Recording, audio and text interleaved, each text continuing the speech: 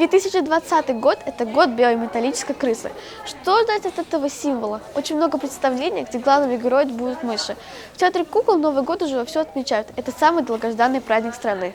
Гора новостей на новогоднем спектакле «Приключения белых мышей». Его уже ставили на сцене Театра кукол ровно 12 лет назад. И вот в год белой металлической крысы мышки возобновляют свою актерскую карьеру.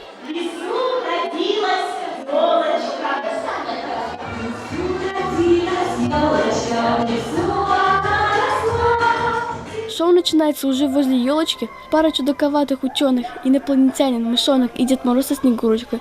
Как вам такая компания? Как те представления возле елки? Там были мыши, инопланетянин, в Новый год, елочку зажгли, Снегурочку и Дед Мороз. Что ты загадал у Деда Мороза? Я загадал коньки и клюшку. Как нужно правильно встречать Новый год? Надо собраться с семьей за столом. Лаборатория Деда Мороза и спектакль «Приключения белых мышей» удивляют зрителей необычными персонажами. Например, красавица-принцесса оказывается обладательницей скверного характера, а здоровяк, огнедышащий дракон, очень добрый. Удивительно, что главные герои новогодней сказки не Дед Мороз со Снегурочкой, а два хулиганистых мышонка.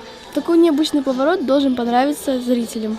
Что ты хочешь получить у Деда Мороза на Новый год? Лыжи, компьютер, коньки, велосипед на лето и кресло еще.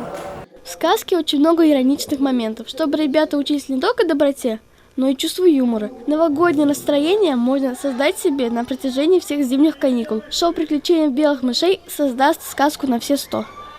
Сказочное представление у новогодней елки и спектакль «Приключения белых мышей» заряжает праздничным настроением на все 100. Такая встреча Нового года понравится всем.